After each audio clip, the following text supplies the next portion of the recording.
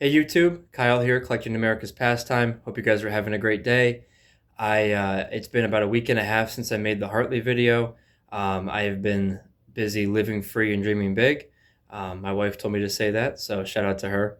That's kind of an inside joke, which is why I say it at the end of our videos. Um, I came home from the card shop today. I've been working on some video ideas, which I'll start rolling out here soon. But came home from the card shop today. Was did a full shift there. Had a blast as usual, and my COMC package came in the mail. So I'm pretty stoked about that. It's a pretty big one, not quantity wise, but quality wise, very solid. So pretty excited about that, and looking forward to getting into it. The first cards here are not from the CUMC order. My daughter had her first ever ballet recital today. She killed it, but I also got to see my parents for the first time since the Akron basketball game a couple weeks ago, where they gave out the team cards, and so my dad brought some cards for me. I got one set for me and a couple for my kids. So that was awesome. Very cool promo, and really awesome that they were able to do that. So looking forward to adding those to the Akron collection. Um, they actually had a pretty rough loss tonight. They lost 100 to 115 to Murray State. First of all, for those of you who don't follow college basketball, that is an absurdly high scoring game. And Akron now has 3 losses on the season: Purdue, Yale, and Murray State. The Yale and Murray State losses, in both games, Yale and Murray State shot ridiculous percentages from three, and from the field in general. So in this one, Murray State shot 56% from three on 32 attempts. That's 54 points alone from 3-point land, and there's not many teams that are going to beat that. For Akron to be within 15 points was pretty impressive. Still putting up 100, but Murray State's a 36% 3-point shooting team on the season, and just shot ridiculously well from three. So hats off to them. Win some, you lose some, and they're a good team. Akron's a good team, so that's okay. So anyways, the rest of these cards are from the COMC order. So these next ones are the 2019 Topps Gary V Top Entrepreneurs Jose Ramirez cards. These are pretty special to me because of the Gary V connection. So last year in 2024, I took both my daughters, who were 5 and 2 at the time, to the national convention, which was in Cleveland. It was their first ever card show. Let me tell you, solo parenting a 5 and 2-year-old, that was rough. We were there for like 4 hours, I think, and that it was a lot. So I survived, and that's awesome, but I don't think I'll ever be doing that again. I'm gonna have either another parent with me, or my wife. So that was a lot. But anyways, we were walking through the show, and I was actually looking down, holding both my girls' hands, making sure that they weren't running into the crowd. And sure enough, I actually somewhat bumped into Gary V. He was walking around handing out Gary V friends cards, V friends cards, and bumped into him. Apologized, and he turned around. So, we talked for about 5 minutes. He took some time from talking with others to talk with me. I'm a huge Gary V fan. I think a lot of what he preaches is a very proper way to look at life, especially work-life balance. And just a big Gary V fan. So anyways, he talked with me for about 5 minutes, and then talked with my girls for a second and gave them each V Friends cards. So when I saw these on CUMC, I had to get them for my collection, and then both my girls' collections, and then snagged one for my son as well. So those were awesome. Also, I've never seen those before. I don't know where they came from. I gotta research a little bit, kind of the background there, but pretty cool Jose Ramirez cards. Next up is the 1954 Bowman Robin Roberts. I was this and the Jose Ramirez. I was looking to kind of spend the rest of what I had already put into my COMC account. Ever since they became the government and started taxing you on everything, I have started to use them less and less.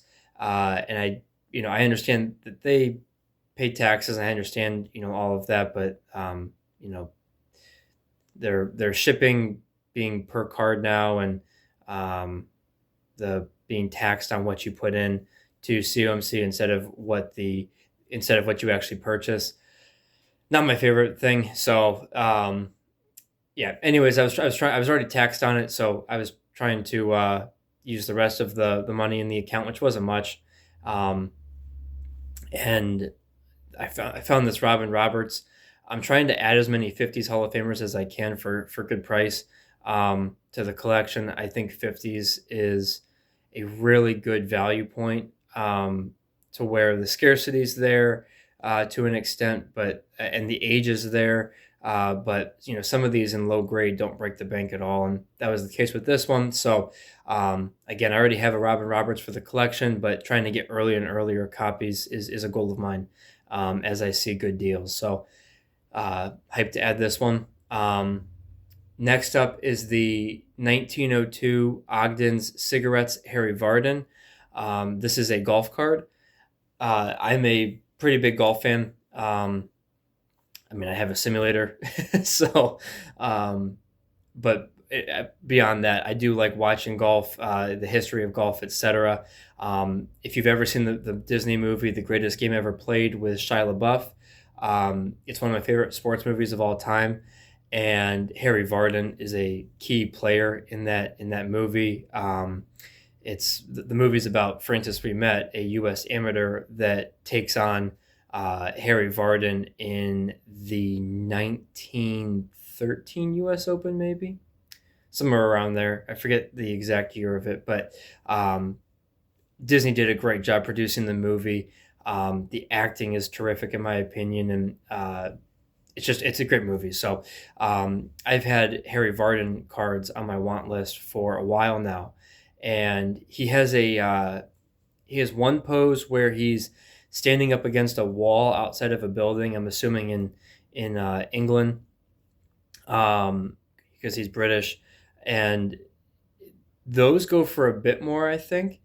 And I came across this one with him actually swinging with the crowd around in the elevated tee box, and I thought this image was really cool. So pretty sure I got a really good deal on it compared to some comps. And yeah, it's a really great example, and very excited to add it. So that's going to go into the miscellaneous collection that I'm putting together. And there's going to be some more golf cards in the future, hopefully. So last but not least, this was the big one. This one requires a little bit of an introduction. So I'm going to play a little montage here, and you can kind of see where this is going.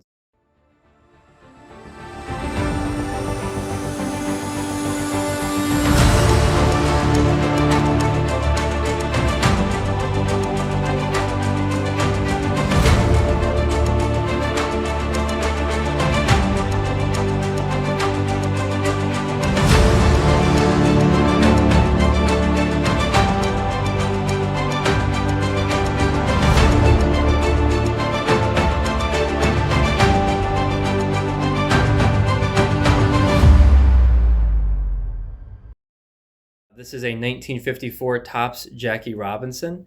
Um, I This was the last big card post-war that I needed, so I still need a 1980s Kansas City John Schuerholz.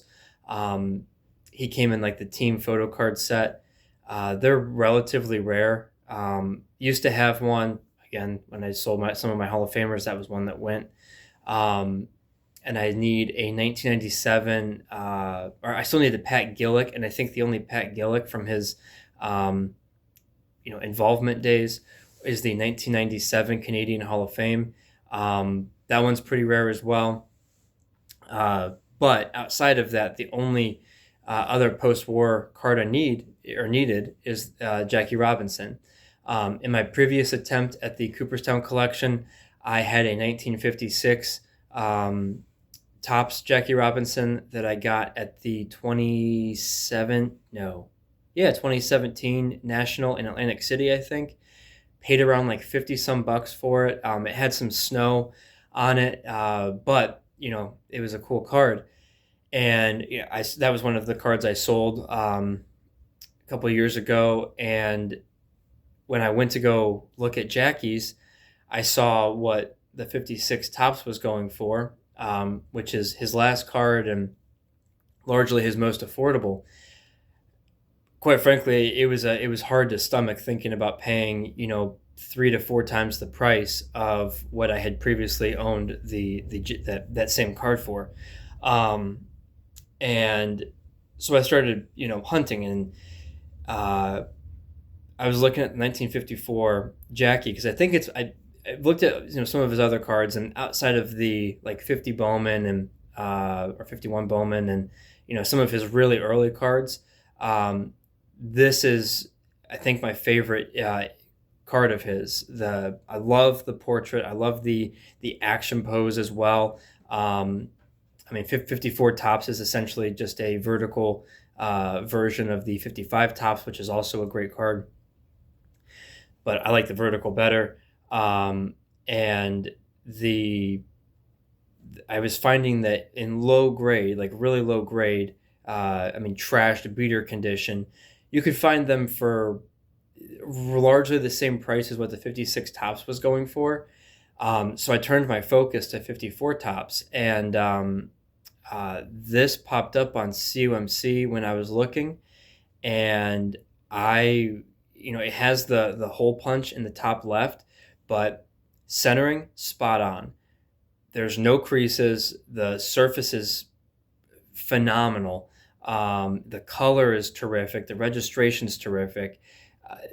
I'm going to be hard pressed to find a card or a 54 Topps Jackie Robinson for the price I paid. Especially paid about $216, I think, including shipping and everything. I'm going to be hard pressed to find a better example for that price. So really excited to add this. Very excited to knock off Jackie Robinson from my checklist again. Will I add more Jackies in the future? I hope so. But he is so expensive that that money with how many other big time Hall of Famers I need, he's one that I probably won't add too many more cards for the time being, unless something changes in my, economic financial life. So looking at the spreadsheet, I had previously forgotten to add a 1950 Callahan Tom Conley. This was a holdover from the previous Cooperstown collection that I had just forgotten to copy over to this one. So that put me at 202. Jackie puts me at 203, and then Jeff Kent, who I have, puts me at 204. So congratulations to Jeff Kent. There are now 352 Hall of Famers, so 204 out of 352 is good for 57.95%. So getting ever so close to the 60% threshold. Very excited about the progress. Like I've said previously, I'm really kind of done buying for a while unless I see an insane deal. I'm saving for Strongsville. So thank you very much for watching this video. Looking forward to producing some of the video ideas I have coming up, and hope you guys enjoy watching those as well. If you like the content, please like and subscribe, and live free, dream big. Talk to you soon.